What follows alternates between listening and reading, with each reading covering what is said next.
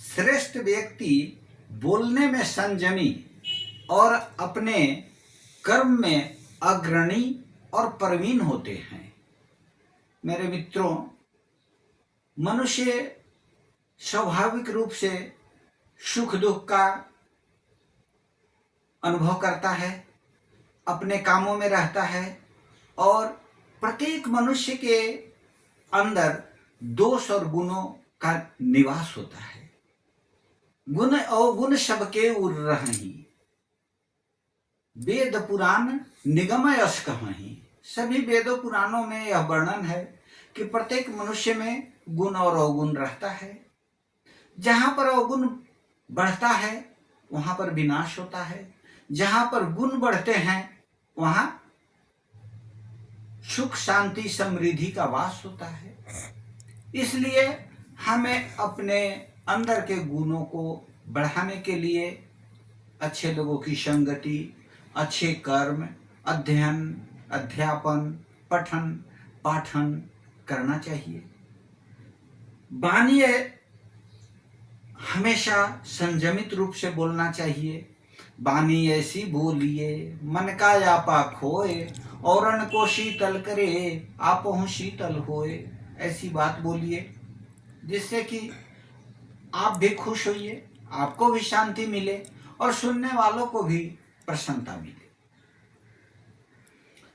कहा गया है कि बोलना कोई आसान काम नहीं है, बोलना एक बहुत कठिन काम है। इसीलिए श्रेष्ठ लोग संयमी होते हैं बोलने में। कैसे? हमें कैसे बोलना चाहिए?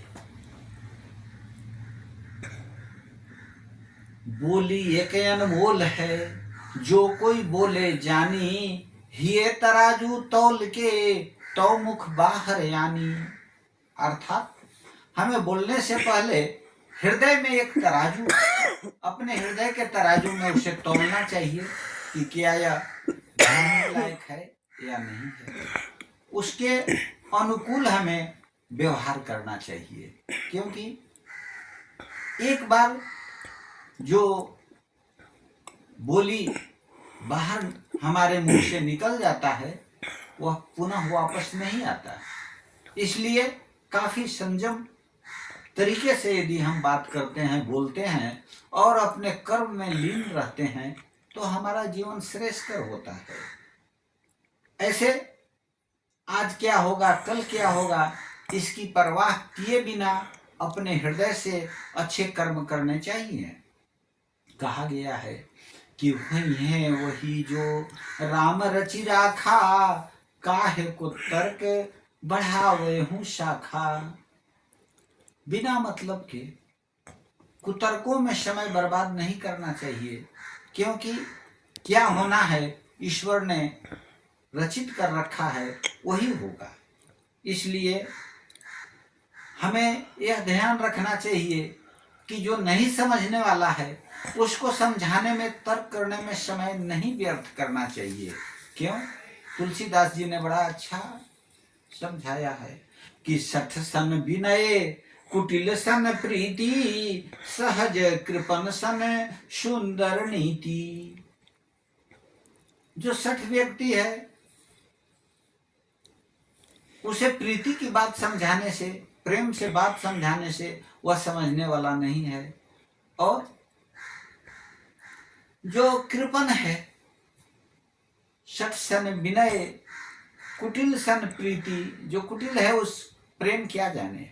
और जो कृपण है, सहज कृपण सन सुंदर नीति, जो कृपण है उसे सुंदर सुंदर बातें बताने से भी कोई उसके ऊपर असर नहीं पड़ने वाला है।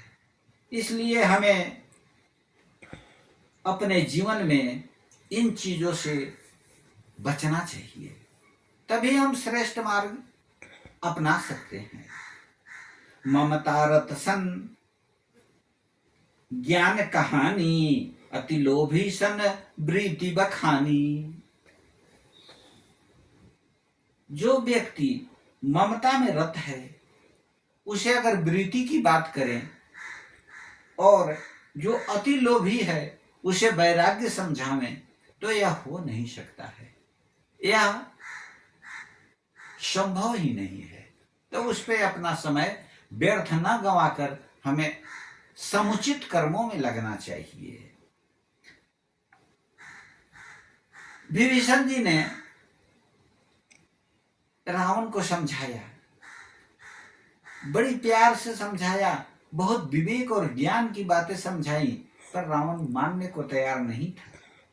विभीषण जी ने कहा कि काम क्रोध मद लोभ सब नाक नरक के पंथ, सब परिहरहि रघुबीरहि भजहु भजहि जेहि संत। विभीषण जी बहुत ऊंची बात समझाते हैं, भगवान के भक्त हैं, बड़े ज्ञानी हैं और लंका में रहते हैं। लंका में रहते हुए भी वे सुमार्ग पर चलते हैं, तो अपने भाई को भी बचाना चाहते हैं। बड़े भाई हैं रावण, बड़े ज्ञानी हैं, बड़े प्रतापी हैं, बड़े बलवान हैं, बड़े वीर हैं, परंतु उनकी करनी अच्छी नहीं है, तो उनको समझाते हैं। क्या कहते हैं? काम क्रोध मद लोभ सब नाथ नरक के पंथ। हे भाई, काम क्रोध मद लोभ ये सब नरक में जाने वाले रास्ते हैं। इन रास्तों से नरक में जाया जा सकता है। इसलिए सब परिहरहि रघुबीरहि भजहु भजहि जेहि संत। इसलिए इन सभी रास्तों को छोड़कर आप वह काम कीजिए जो काम संत करते हैं, अच्छे रास्ते पे चलते हैं और भगवान की स्तुति करते हैं। परंतु उसे समझ में नहीं आया और उसका जो परिणाम हुआ वे सब आप जानते ही हैं।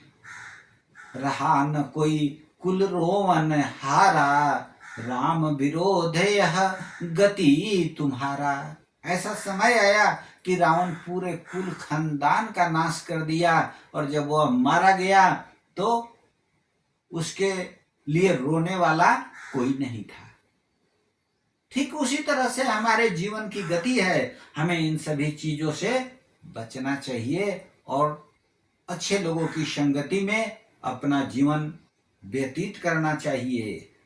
संत हृदय नवनीत समाना, कहा कविन पे कहीं न जाना। निज परिताप द्रवहि नवनीता, पर दुख द्रवहि संत पुनीता। हमें ऐसे लोगों के बीच में रहना चाहिए। किसी कवि ने कहा है कि संत हृदय नवनीत समाना। किसी ने कह दिया कि संत का हृदय जो है नवनीत के समान होता है। लेकिन हमारे महाकवि तुलसीदास जी क्या समझाते हैं कि कवि कहा तो बहुत अच्छी बात, लेकिन थोड़ा कहने में भूल हो गई। कभी कभी हमको कहने में बातें भूल हो जाती हैं, तो हमारे संत लोग, बड़े लोग उसे सुधार कर बताते हैं। क्या